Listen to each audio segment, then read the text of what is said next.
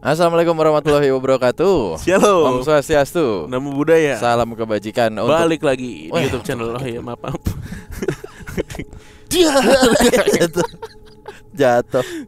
Jatuh bang. Iya. Dari atas. Dari atas tuh. Iya. Prit.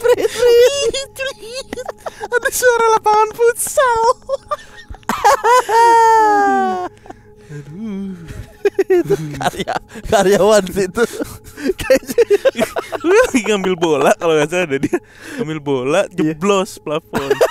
Orang lagi mau uplifting. Apa ya bahasanya kok uplifting? Apa ya, bench press. Ya, balah itulah pokoknya.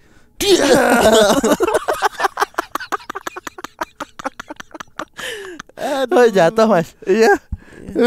Bisa. Dari atas. Dari atas. Iya bang. Dari atas. Prit. Aduh. Nah, ya, kita habis ngelihat video itu lagi Ya, ya. kenapa kalau kita ketawa? Maksudnya kenapa kita ketawa? Tonton video sebelum ini dah. Ya. Iya. Itu ntar lu cari sendiri dah kalau nemu. Lucu banget itu. Oke. Let's go. Selamat malam podcast Malam Kliwon, Kang Danu dan Kang Bimo. Yap, malam. Perkenalkan, saya Randy Bayu Heriani dari Bandung. Umur saya 29 tahun. IG Randy B Heriani. Siap. Lengkap banget nih, kayak dukcapil kita jadinya. Komplit nih. Foto KTP nggak ada sama selfie KTP. Saya punya beberapa kisah horor yang saya alamin nih, yang saya pernah alamin. Ini terjadi tahun 2018, berarti umur saya 27 tahun. Di saat saya dipercaya oleh perusahaan tempat saya bekerja untuk mengawasi renovasi salah satu ruko di Jalan PHH Mustafa di Kota Bandung untuk dijadikan kantor baru perusahaan saya bekerja. Komplit nih baru nih. Mantap nih, respect. Valid nih berarti nih. Bisa kita cari rukonya. Teman-teman Bandung nih ya. Ruko ini dibeli oleh atasan saya dengan kondisi yang cukup banyak yang harus direnov. Dan keadaan ruko cukup lembab. Plus menurut saya sangat berminyak. Dikarenakan ruko ini dulunya bekas restoran soto. Oh iya, berminyak. Apalagi di kitchen kali tuh ya. Iya. Luas rukonya sekitar 82 meter persegi lah. Dengan lebar muka kurang lebih 4 meter, panjangnya 12-15 meter. Tapi maaf perhitungannya kalau salah gitu ya. Rukonya itu 3 Nggak apa-apa juga sebenarnya. Iya makanya nih, gue tadi mau bacain apa? Mau bacain apa kagak ya? Nggak apa-apa kok mas. Maaf kalau salah.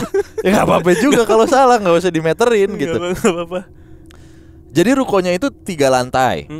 Tapi lantai 3-nya hanya dak untuk nyimpen AC dan toren air. Oke. Ya gitulah kira-kira gambaran singkat rukonya.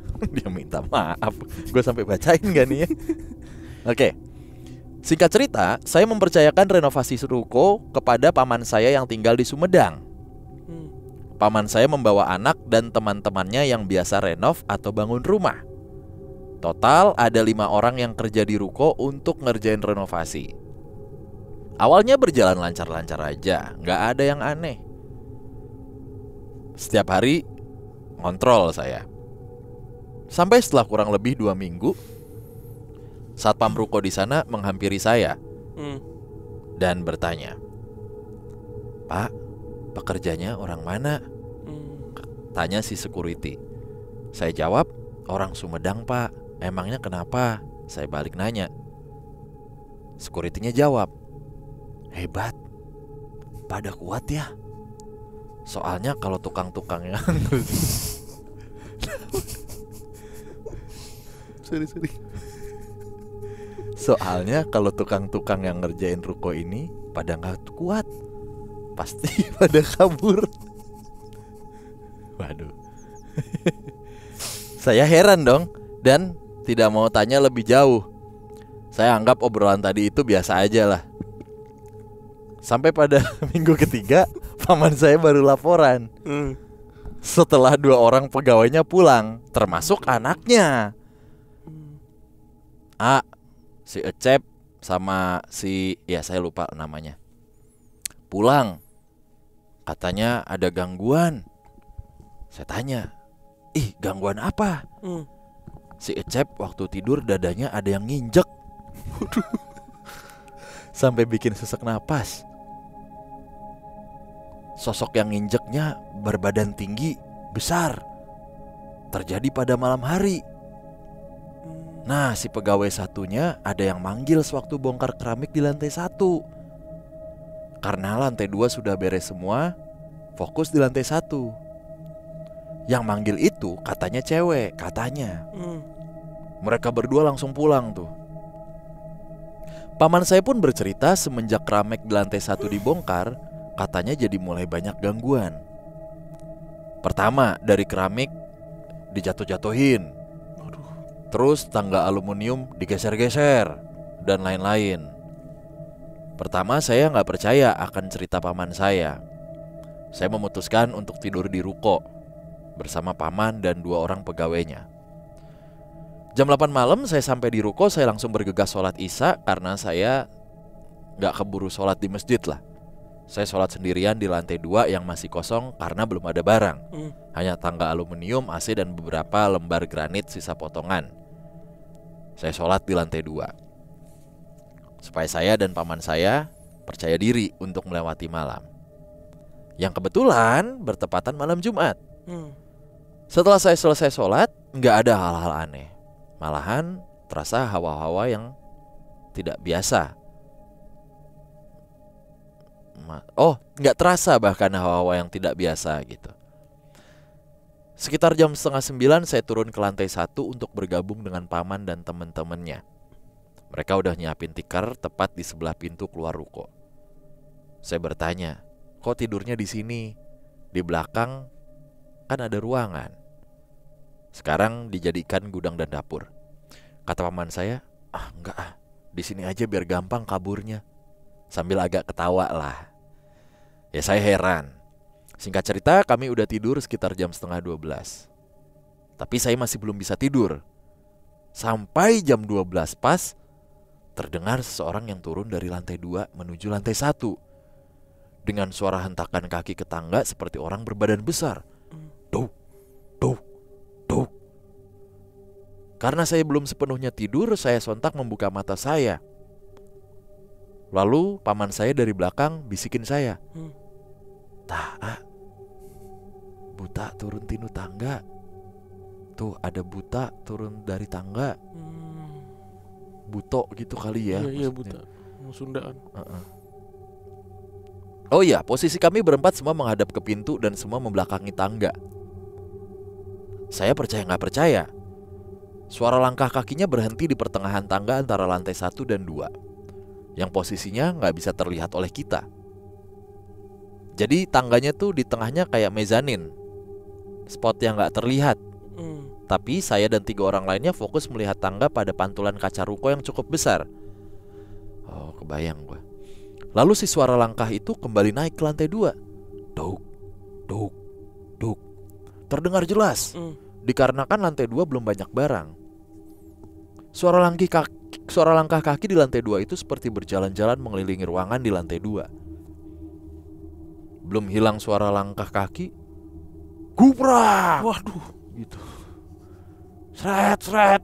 Suara tangga aluminium seperti ada yang geser-geser. Lalu suara potongan granit, rak, rak. Seperti ada yang mindahin dari tempat satu ke tempat satunya. 3 suara itu terdengar jelas dan berbarengan paman saya memeluk ketakutan saya dari belakang. Sambil berkata, "Percaya kan?" Di situ saya hanya bisa terdiam dan membaca apa yang saya bisa di saat itu. Posisi tidur saya paling dekat kaca, dan salah satu pegawai yang posisinya di paling ujung belakang saya tiba-tiba pindah dan menggeser ke tempat saya tidur. Saya di sini ya tidurnya." Hampir 1 jam, 3 suara itu terus ada tanpa berhenti. Suara langkah kaki yang keliling-keliling di lantai 2 sekali turun dan naik lagi. Suara tangga, suara potongan granit. Tiba-tiba paman saya langsung bangun dan langsung membuka pintu ruko yang gak dikunci. Karena sejak awal sudah disiapkan gak mengunci pintu dan gak boleh nutup full rolling door. Kan soalnya double ya pintunya. Sontak kami bertiga pun nyusul dan berbicara, "No kan? Bener kan? Gak bohong." Saya masih percaya gak percaya dengan suara tadi sebenarnya. Dan sesekali melihat sekeliling ruko. Siapa tahu ada mesin yang beroperasi tengah malam. Jadi suaranya terdengar ke ruko yang saya tempati gitu. Tetapi gak ada tanda-tanda aktivitas malam hari. Hampir 1:30 kita sepakat untuk kembali masuk tidur. Oh iya, saya lupa. Saya ingat persis waktu terjadinya. Dikarenakan saya punya kebiasaan kalau tidur saya suka memakai jam tangan. Bentar. Ini maksudnya gimana sih? Dia ingat persis jam waktu kejadiannya karena Ya dia tuh Allah, kalau pakai- tidur Pakai minta pakai jam maaf. tangan. Ya udah kalau kau bisa minta maaf. Saya kan jadi bingung. Ngomong baik Le. Iya bener sih. Ngomong baik. Oke, berarti kita anggap aja 1:30 nih mas. Gak apa-apa, udah. Setelah kami masuk untuk kembali tidur, suasana hening. Gak ada lagi suara-suara yang aneh. Sedikit tenang dan mulai ngantuk juga. Sekitar jam 2 tanpa diduga, di lantai 2 tepatnya di kamar mandi terdengar suara orang seperti sedang mandi. Piur, piur. Suara gayung mengambil air dari bak lah. Jelas, itu jelas banget, persis saya dengar. Itu suara orang mandi itu, yakin saya. Paman saya di belakang berbisik lagi. Anu mandi ayeuna mah. Ada yang mandi sekarang gitu. Lalu diawali suara seorang mandi di lantai 2. Terus ada suara langkah kaki, suara tangga aluminium, dan suara potongan granit itu pun ada lagi. Bayangkan sekarang jadi 4 suara terdengar sekaligus. Coba bayangin, ada beberapa makhluk tak kasat mata yang ada di lantai 2. Suara itu terdengar sekitar 1 jam. Sekitar jam 3 dini hari terdengar sayup-sayup azan awal kan. Di situ hati saya sedikit ya lebih tenang lah. 2 teman paman saya sepertinya dikarenakan capek. Setelah dari luar tadi mereka berdua tidur pules. Hanya saya saja dan paman yang masih terjaga. Hanya bisa ngobrol sambil berbisik. Saya bilang ke paman, "Mang, aman. Azan awal mang, alhamdulillah." Ngaji-ngaji tuh ya. Iya. Karena pikir saya mungkin setelah azan awal makhluk tak kasat mata itu pada pulang kali ke tempatnya. Tapi salah besar. 4 suara di atas terdengar lagi. Dan paling parahnya suara seseorang yang mandi itu kini terdengar di lantai 1. Jadi ada 2 kamar mandi di lantai 1 dan lantai 2. Yang dua-duanya pas menghadap tangga. Piur, piur. Suara gayung lagi sama air diambil dari bak. Di kamar mandi belakang pun terdengar suara ketokan pintu dan suara keramik lagi. Total 6 suara sekarang terdengar secara bebarengan. Aduh, lucu banget. Oke. Total 6 suara lah berarti kan. Jadi seseorang mandi di lantai 1 dan 2. Terus tangga aluminium yang digeser-geser, potongan granit di lantai 2, ketokan pintu di lantai 1, dan suara keramik digeser di kamar belakang. Oh, ketokan pintu belum diceritain nih tadi. Mana nih kok? Oke. Bayangkan ramainya suara di rokok itu. Saya terjaga sampai azan. Yang berangsur-angsur suaranya hilang. Setelah jam 6 saya memberanikan untuk ngecek keadaan di lantai 2. Tapi anehnya semua rapi, gak ada yang kegeser sedikit pun. Kecuali potongan granit yang agak sedikit berantakan. Wah, kegeser nih berarti. Sejak itu saya percaya kalau di ruko itu memang agak sedikit mistis. Lalu saya penasaran bertanya ke sekitar penduduk ruko. Bertanya, bekas apa itu sebenarnya ruko sebelumnya. Ada salah satu tetangga yang ngasih tahu sebelum rumah makan soto yang sangat ramai sekali sampai suka ngantri, tapi beberapa bulan langsung sepi dan bahkan gak ada yang beli. Sampai tutup, kosongnya pun 8 bulan ini ruko. Jadi memang pertanyaan buat saya, apa mungkin ada penglaris yang masih tersimpan atau belum diambil oleh pemiliknya yang lama? Suzon saya, tapi ya walau alam. Sampai hari ini tahun 2020 ditulisnya. Sesekali saya suka dengar suara langkah kaki dikala saya pulang larut dari ruko. Sekian cerita. Sebetulnya setelah ditempati atau aktif beroperasional masih banyak cerita-cerita mistisnya. Mungkin saya bisa ceritakan lagi lain waktu. Mungkin request. Mungkin bisa dikasih judul Teror Satu Malam di Ruko Kosong. Kita kasih. Oke. Terima kasih nih Kang. Terima kasih. Kita kasih requestnya nih Kang Randy. Kang Randy Bayu Heriani. Randy Harpi. Bukan. Randy Bayu Heriani dari Bandung. Ini bayangan gua, pamannya itu lebih penakut dibanding dia. Oh jelas lah. Ada suara apa? Kang. Om kan di mana-mana inginin ponakan ya. Harus ya? Kagak ngaruh. Lah iya dong. Namanya udah lebih tua le, om gitu, paman, om Anto gitu ibaratnya. Ah ini mah yang penting kan kena Intisari. Intisari. Tapi gue curiganya yang lain. Apa itu? Ini sebenarnya makhluk kasat mata. Di lantai 2 nih ya. Iya. Yang bersembunyi sebenarnya di ruko sebelah atau lantai 3 masuknya. Terus dia malam ngapain tuh? Ya aktivitas saja. Atau enggak ini kuli kalong le? Enggak, ini bukan kuli. Ya, siapa ini dong? bukan kuli. Siapa? Ini temannya security. Ini temannya security. Bisa jadi komandannya mungkin. Komandan security. Security-nya kan gitu. Dari mana tukangnya? Sumedang. Kuat bener. Pada kuat ya. Ada kuat ya. Gue langsung ketawa. Itu Iya. tadi komandan security. Kayaknya komandan security. Ngapain tapi dia di ruko itu? Namanya numpang mandi. Orang shift malam kan tidur aja. Cariin saya tempat tidur lah di sini lah. Iya kan? Oh, Iya kan? oh. Cariin saya tempat tidur di sini. Di wilayah kamu ada nggak? Ada Dan. Situ aja deh, lantai 2 Dan. Saya nggak butuh setiap hari. Saya paling jam 11 lah nyampe lah, jam 12 paling cepat. Dan kebutuhannya apa? Saya cuma buat istirahat sama mandi aja. Gitu. Kalau enggak gini le, si komandan security ini ada main dia Sama? bawa cewek. Di ruko kosong. Wah terlalu brutal sih kalau Di itu. atas. Wow, paham kan? Granit kegeser, tangga kegeser. Nah, Rabak berubah. oh itu udah terlalu. Udah beres? Mandi. Mandi. Nyuci. Neng yang di atas, abang yang di bawah aja mandinya. Keburu peliket. Ya peliket apa? Keburu lengket apa? Gitu kan? Keburu lengket ini. Itu ngumbah Ngumbah manu. Ngumbah manu. Ngumbah sirah. Kan kalau enggak itu ya kemungkinan lah. Tapi kalau enggak emang capek aja. Capek pulang dinas. Saya naik ke atas langsung. Nggak tahu kalau ternyata lagi dibangun. Namanya udah ngantuk kan. Komandan security-nya main nginjak aja perut orang. Masih pakai sepatu PDL lah gitu. Ada orang tengsin langsung begini. Kan tegap, Iya, tinggi tegap soalnya kan. Tinggi besar. Nah, komandan kan diinjak dada. Makanya hitam-hitam dulu mah. Gitu kan. Orang nih. Sekalian gue dikata setan-setan dah katanya. Diem. Nah, Cabut. indikator yang kedua itu